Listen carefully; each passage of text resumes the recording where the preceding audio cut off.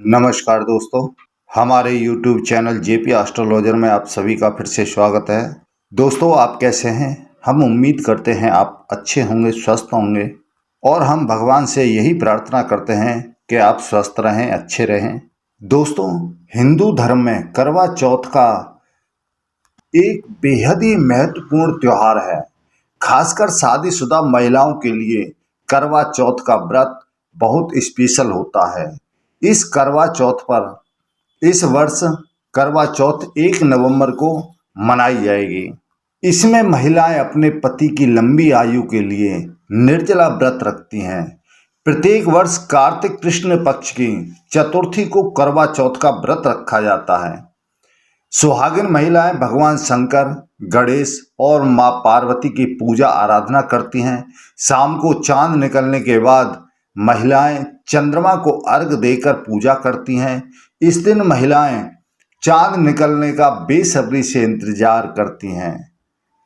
इस व्रत को करने से पति की लंबी उम्र होती है, घर में सुख समृद्धि आती है, शादीशुदा जिंदगी खुशहाल बनी रहती है, पति पत्नी का रिश्ता वर्षों तक मजबूत बना रहता है।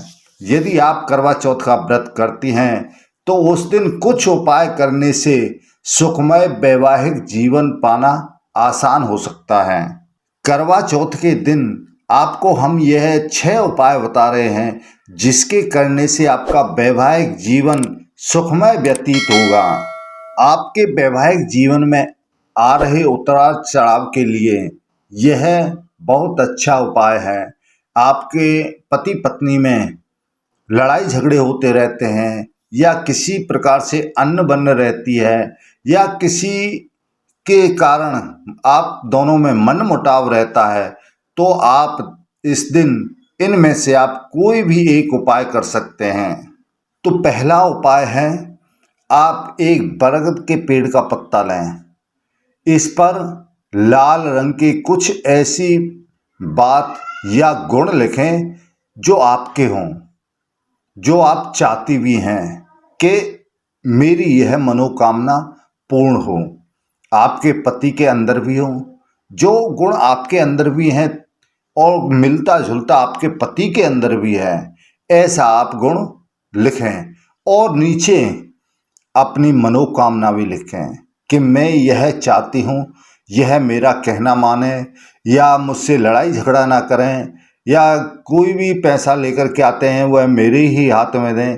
अन्यथा और किसी भी प्रकार की आपकी जो मनोकामना है वह इस पत्ते पर लाल रंग से लिखना है। रोली आप ले सकते हैं, लाल पेन का इस्तेमाल कर सकते हैं। इससे लिख करके उसके पश्चात में इस पत्ते को इस तरह से मोड़ना है वह किसी को दिखाई न दे और अपने सिर से पैर तक 7 बार घुमाएं। 7 बार घुमाने के पश्चात में शाम को आप किसी भी नदी में इसे प्रवाहित कर दें। यदि आपके पास में कोई नदी नहीं है, तालाब है, तो वहाँ तालाब में आप उसे प्रवाहित कर सकते हैं। यदि तालाब भी नहीं है, कोई नदी है या नहर है, तो आप उस नहर में भी इसको प्रवाहित कर सकते हैं।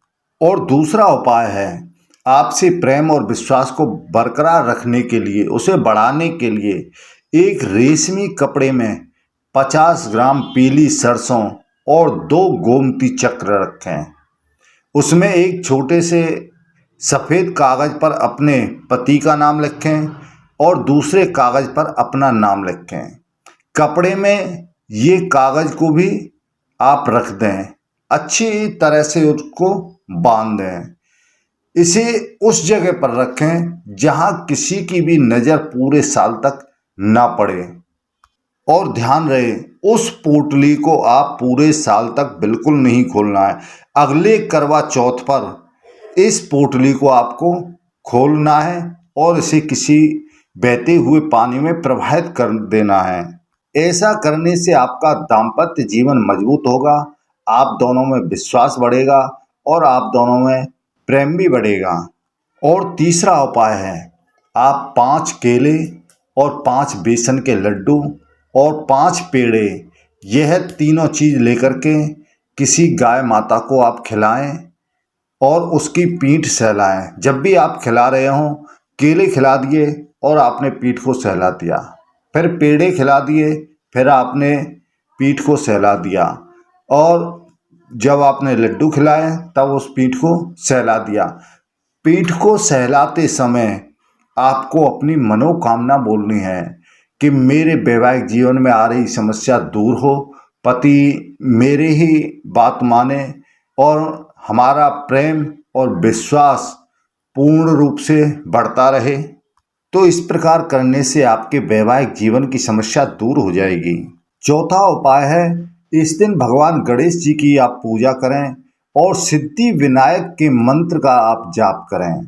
इससे आपकी जिंदगी में खुशियां बढ़ जाएंगी, शादीशुदा जीवन मजबूत रहेगा। साथ ही गणेश जी को गुड़ चढ़ाने से रिश्तों में मिठास आता है और आपके अंदर जो कड़वाहट है वह गुड़ चढ़ाने से बिल्कुल दूर हो जाएगा।